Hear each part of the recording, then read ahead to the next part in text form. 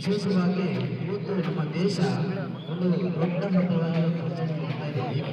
ಅದರ ವಿಚಾರವಾಗಿ ಇವತ್ತು ನೀವು ಸಂಪೂರ್ಣವಾದ ವಿಚಾರಗಳನ್ನ ಮುಗಿಸ್ತಾ ಇದ್ದೀವಿ. ಈ ಒಂದು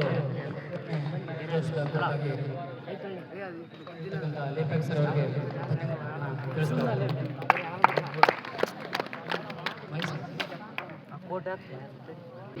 ಇನ್ನು ಇವತ್ತು 77ನೇ ಗಣರಾಜ್ಯೋತ್ಸವದ ಶುಭಾಶಯ.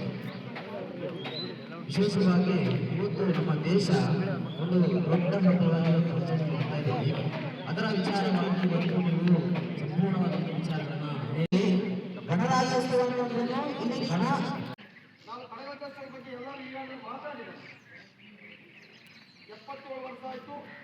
ಗಣರಾಜ್ಯೋತ್ಸವ ಬಂದ ರೀತಿ ವಿಂಗಡಣೆ ಆಗಿರುತ್ತದು ಮತ್ತು ಯಾವ ಥರ ಬಂತು ಅನ್ನೋದಕ್ಕೆ ಪವಿತ್ರ ಮೇಡಮ್ ಅವರು, ಲೇಪಕ್ಸ್ ಅವರು, ನಮ್ಮ ತಿಪ್ಪೇಸ್ವಾಮಿ ಅವರು ಅದೇ ತುಂಬ ಅರ್ಥಗರ್ಭಿತವಾಗಿ ಅದ್ರ ಬಗ್ಗೆ ಮಾತಾಡಿ ಪುಸ್ತಕದಲ್ಲಿ ಅರ್ಥವಾಗಿರುತ್ತೆ.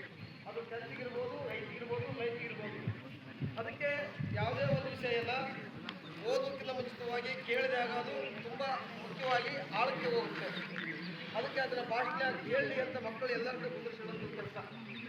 ಇವತ್ತು ಏನು ನಾವು ಶುಭಾಶಯ ತಿಳಿಸಬೇಕಾದ್ರೆ ನಮ್ಮ ಊಟ ಪರವಾಗಿ ಮತ್ತು ನಮ್ಮ ಎಲ್ಲ ಇವತ್ತು ಈ ಶಾಲೆಯ ಕುಲವಾಗಿದ್ದಂಥ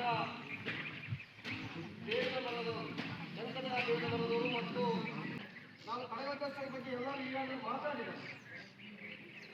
77 ವರ್ಷ ಆಯಿತು.